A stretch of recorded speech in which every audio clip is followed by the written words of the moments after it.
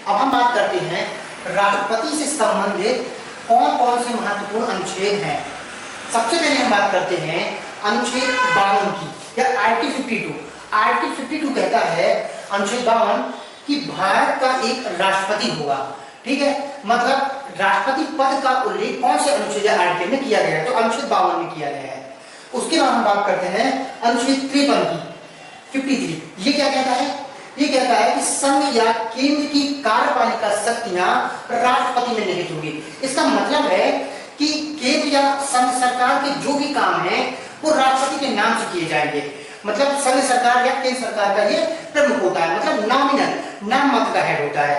Article 54 या 54 कहता है राष्ट्रपति के निर्वाचक मंडल के बारे में बताता है, इलेक्टोरल जो कॉलेज है उसके बारे में बताता है कि राष्ट्रपति को कौन कौन व्यक्ति राष्ट्रपति के इलेक्शन में भाग लेंगे या कौन व्यक्ति राष्ट्रपति के चुनाव में भाग लेंगे या उनको चुनेंगे।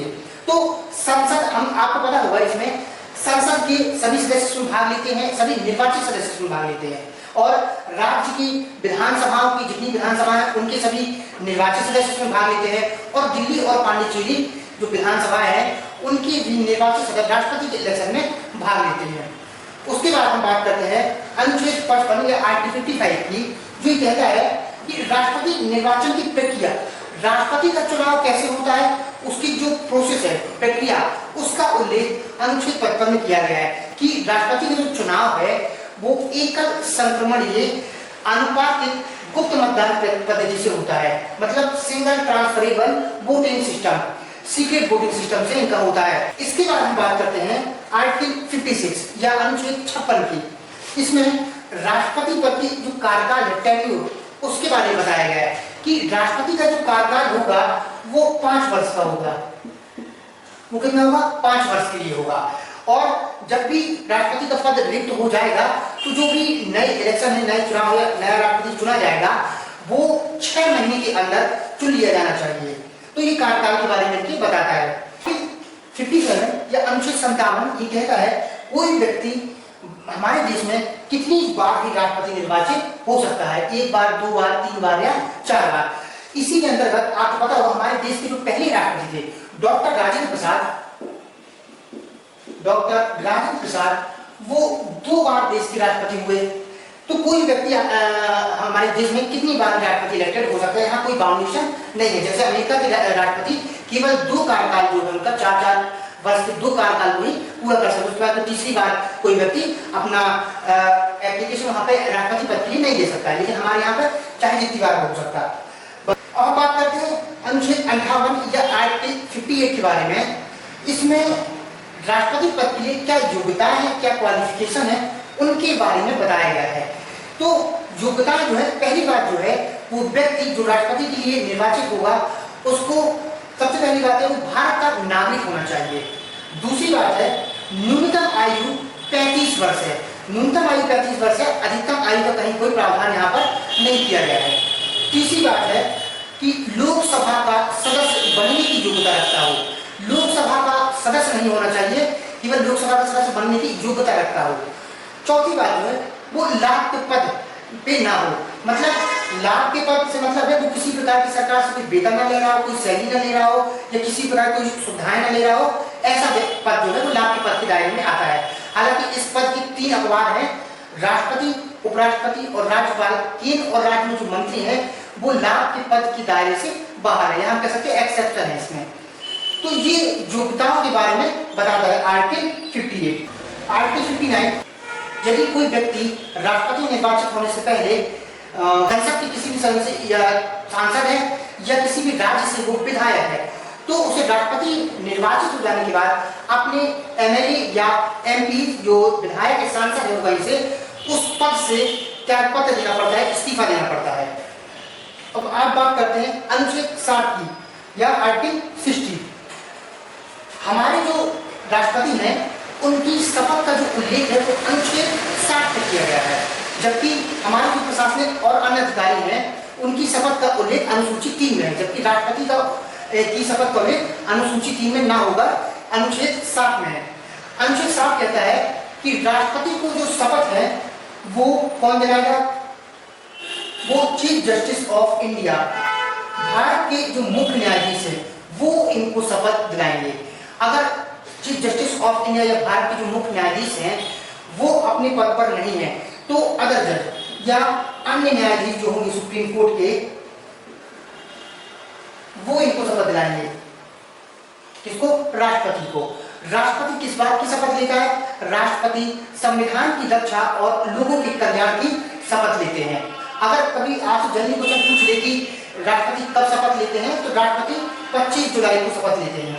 हालांकि भारतीय संविधान में कहीं ऐसे कोई डेट लिखी हुई नहीं है कि राष्ट्रपति कब शपथ लेते हैं, बस नीलम संजीव रेड्डी हमारे देश में राष्ट्रपति हुए हैं कब? 1977 में नीलम संजीव रेड्डी ने 1977 में 25 जुलाई को शपथ ली थी।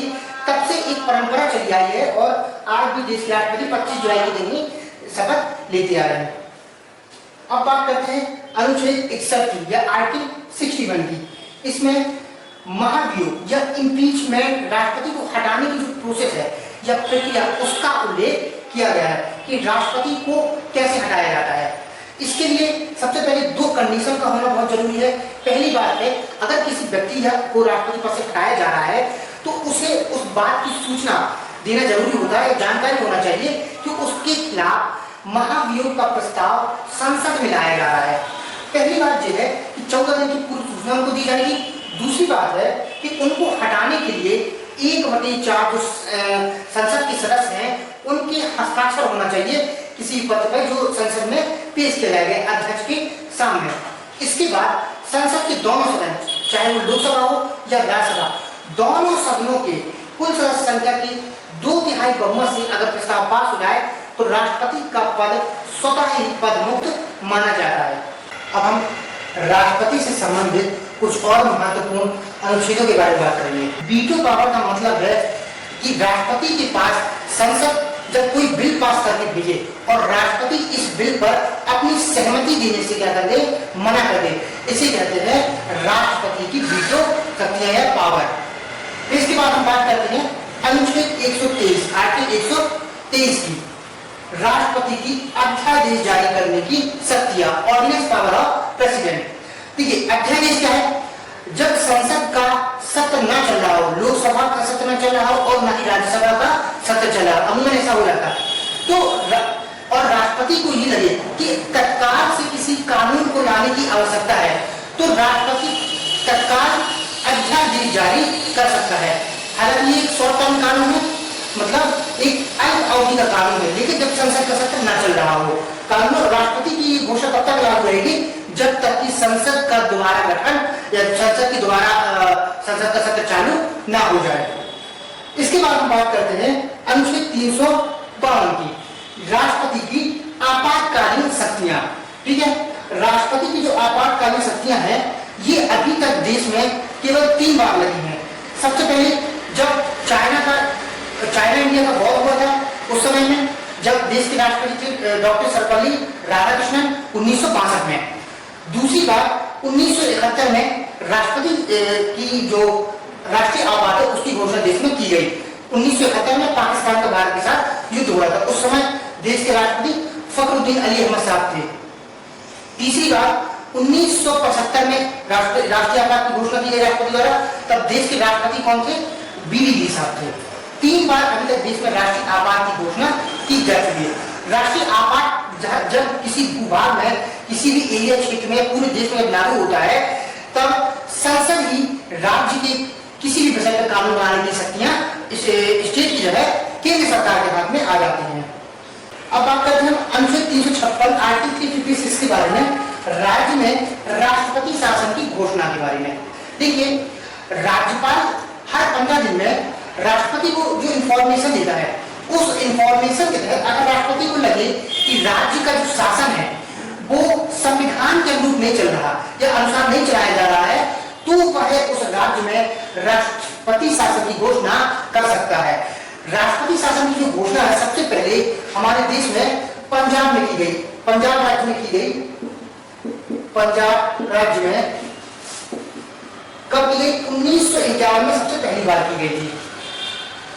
और सबसे ज्यादा बार की अगर बात करें तो उत्तर प्रदेश का नाम यहाँ पे है, यूपी, उत्तर प्रदेश। उत्तर प्रदेश में अभी तक 10 बार राष्ट्रपति शासन की घोषणा की जा चुकी है।